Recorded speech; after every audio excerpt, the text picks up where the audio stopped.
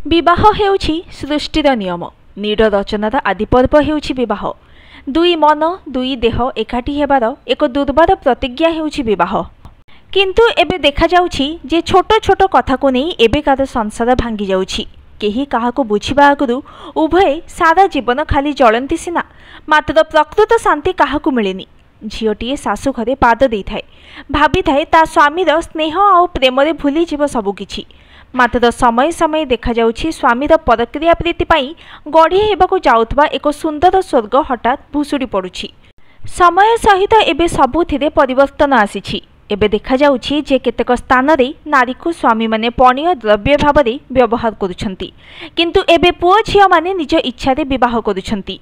क्षणिक कामनार बसवर्ती होई भूल करी बसुछंती, जेउ भूल पाई सेमानंको सारा जीवन पस्तेइबाकु पड़ुछि।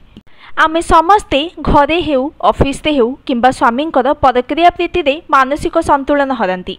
सेई समय रे आमर अनुभव हुए आउ बंचिके लाभ नाई, किंतु सबु बेले जणे किंबा दुई जण विश्वस्त लोकंकु ईश्वर परि विश्वास करिबाकु पड़िबो। से ईश्वरंकु आपण ही बाछिबे। निजर प्रिय परिजन एवं सांग मानक मध्यरु जनकु खूब निजर बोली भाबिबे, निजर दुख कहानी कहिबे, देखिबे हालका लागिबो। निकटरे एक महिला सांबादिकांकर आत्महत्या घटना समस्तंको व्यथित करिछि। मृत्यु पूर्वरु स्वामींकर परकिया प्रीति नेई निज परिवार लोकंकु जणाइथिले।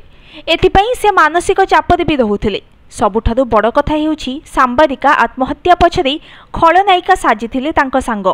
जेउ सांग सहित छोटरु बड़ होइथिले से सांग शेषरे सिंदूर उपरे लोभ कले। से सांग ता स्वामी प्रेम रे पड़ी जाइछि बोली एही महिला सांबादिक जनक जानिबा परे मधुमितांक पाद तळु माटी खसी जाइथिला।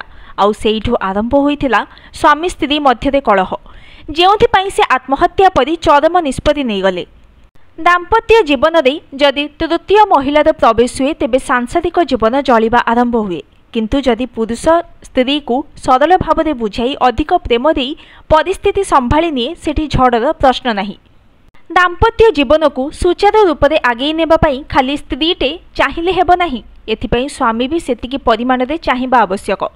किंतु परकिया प्रीति रे स्वामीटी स्त्री प्रति कर्तव्य करबाको भूली जाए। स्त्रीटी स्वामी बहुत बुझाए, कहे ए सब आगामी जीवन पई बिल्कुल भल नुहे, एहा जीवन को जाली पोड़ी नष्ट करि दिए। सारा जीवन से निआरे जलुथाए। समय समय रे दुख रे एकागी अधिक समय काटिले मन को आत्महत्या परी शब्द पशि आसे। किंतु आत्महत्या एक रुग्ण मानसिकता, जहाँ आम भावनार बाहरी। सबुठारु क्षोभर आउ परितापर विषय एही जे अत्यंत प्रेम करुथबा पतिव्रता पत्नीटी भावे दिने तार स्वामी बदली जीव आउ निश्चित गोटे घर हेब आउ ईश्वर सृष्टि करुथबा बंधन केबे त्रुटि पारिबनी। अपेक्षा लुह को मोह करी पी पी जीवन अतिबाहित करे। तेणु प्रतिटी पुरुषर समाज और नारी को सम्मान दे ए सबु प्रति विशेष भाव में दृष्टि देवार समय आसीछि। सामान्य गोटी झील पाई पवित्र बंधन जेमिति त्रुटि न जाए सेथिप्रति सचेतन हेले सतरे केते सुधरी जानतानी आम समाज। Bureau report, news today.